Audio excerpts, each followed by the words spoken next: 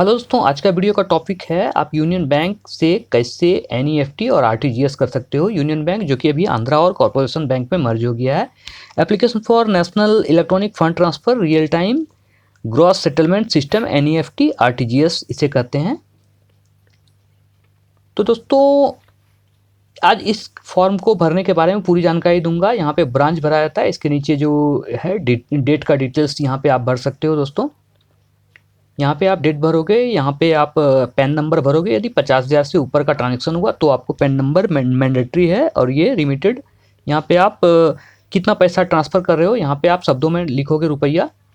और आप पेमेंट कैसे करोगे, यानी बैंक को किस तरह ट्रांसफ़र करोगे, कैश से, चेक से या फिर डेबिट माई अकाउंट का ऑप्शन चुनोगे। ये तीनों ऑप्शन आपको यहाँ पे दिया जाता है। कैश से करोगे तो कैश में टिक लगाओगे, चेक से करोगे तो चेक में टिक लगाओगे, और अकाउंट से यदि कटाना चाहते हो तो अकाउंट में टिक लगाओगे आप। दोस्तों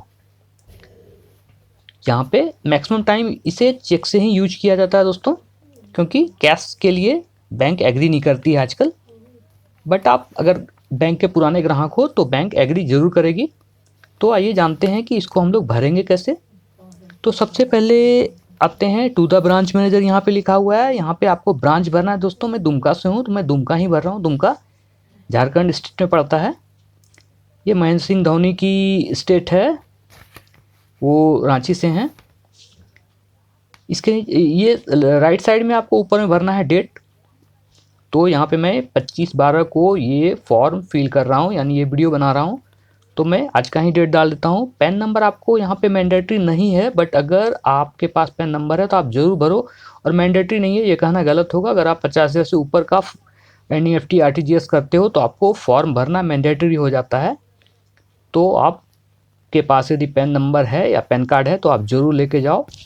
ठीक है दोस्तों, यहाँ पे dear sir please remitted through NEFT RTGS sum assured rupees, यानी पे आप कितना रुपया भरना चाहते हो, यानी कितना रुपया आप ट्रांसफ़र करना चाहते हो एनईएफटी आरटीजीएस के जरिए। तो मैं यहाँ पे 10,000 लिख रहा हूँ। आप अपना अमाउंट लिख देना, जो भी आप अमाउंट ट्रांसफ़र करना चाह रहे हो। यहाँ पे आपको शब्दों में लिखना है, तो यहाँ पे आप साफ साफ शब्दों में 10,000 लिख दो। चूँकि नीचे का भी कॉलम आपको रुपया लिखने के लिए ही है, तो काफ़ी बड़ा जगह है। ऐसा ना कि मैं यहाँ पे ही लिख रहा हूँ, बट नीचे भी काफ़ी सारा जगह है दोस्तों। अब आते हैं, यहाँ पे भी आप लिख सकते हो, काफ़ी जगह है, आपको रुपया ही लिखना है शब्दों में। अगर आप बड़ा अमाउंट लिख रहे हो तो यहाँ पे लिखने की जगह। और इसके नीचे आपको कैश, चेक और डेबिट माय आवर अकाउंट यहाँ पे ऑप्शन दिया गया है। तो आप जो भी ऑप्शन लोगे, अगर आप चेक का ऑप्शन ले रहे हो तो मैं चेक में ही क्लिक कर रहा हूँ, चेक में ही टिक लगा रहा हूँ। अब सबसे ज़रूरी जो कॉलम है यहाँ पे आते हैं detail of applicant रिमीटर।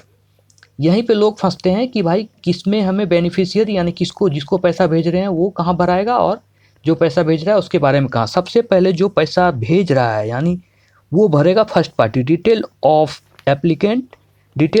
Applicant remitter, यानी जो पैसा भेज रहा है वो अपना खुद का डिटेल्स भरेगा दोस्तों। तो यहाँ पे आपको सबसे पहले अकाउंट नंबर भरना है।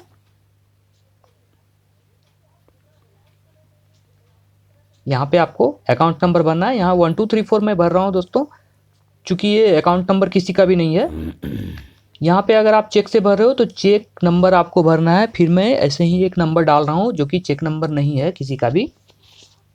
तो यहाँ पे आपको चेक नंबर भरना है। इसके नीचे जस्ट साफ साफ शब्दों में लिखा हुआ दोस्तों, बहुत ही आसान है। बट अगर आपको जानकारी नहीं है तो दिक्कत होती है कभी कभी।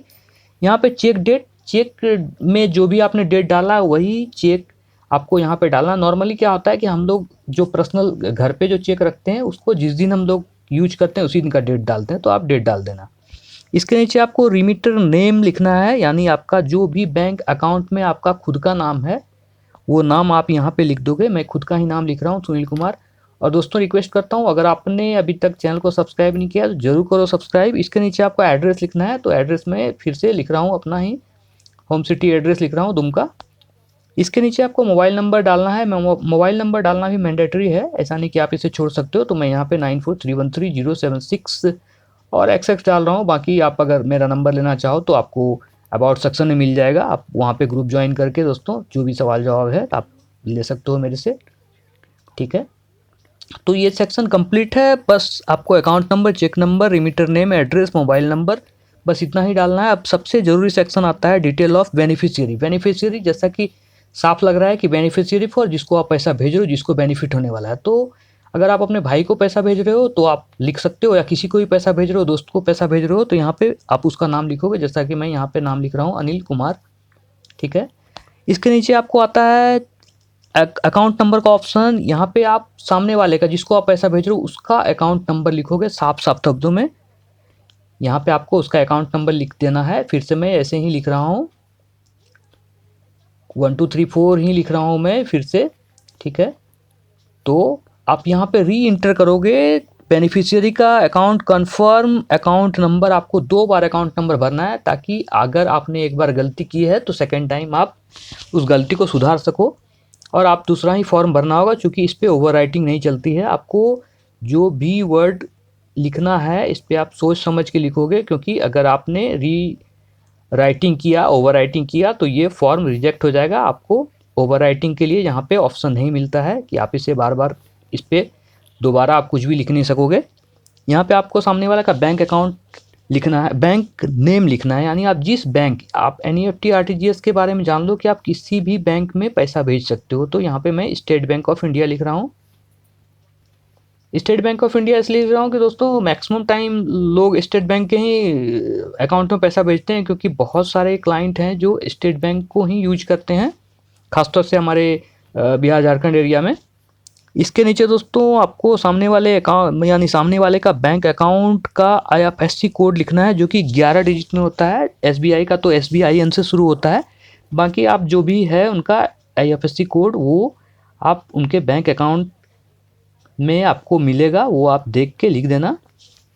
इसके नीचे ब्रांच एड्रेस है, तो यहाँ पे मैं रांची लिख रहा हूँ।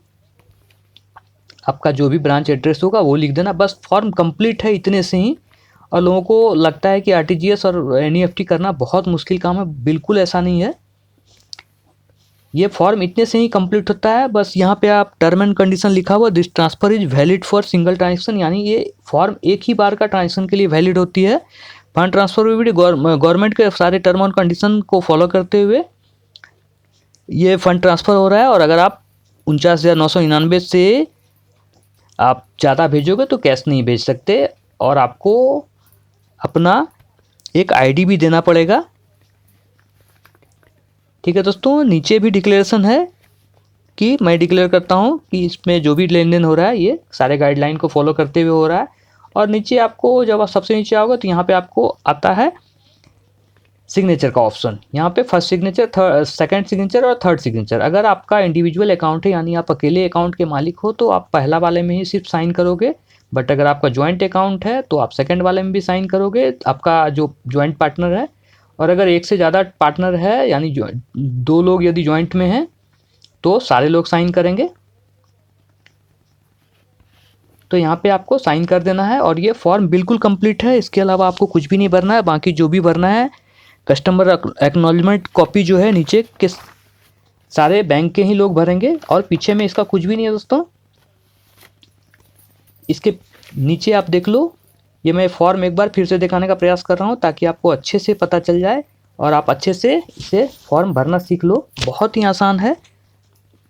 कई बार ऐसा होता है कि मैंने देखा है बैंक जाके कि कई लोग परेशान रहते हैं इसको कैसे भरना है, बट ऐसा कुछ भी नहीं है, बहुत ही आसान है ये फॉर्म भरना। दोस्तों अगर आपको वीडियो पसंद आया तो आप अपने दोस्तों में भी शेयर करो। कोई भी क्वेरी हो तो हमें कमेंट में लिख सकते हो, या फिर हमें इंस्टाग्राम पे भी आप फॉलो कर सकते हो। ठीक है दोस्तों, मिलते हैं अगले वीडियो में। तब तक के लिए वंदे मातरम, जय हिंद।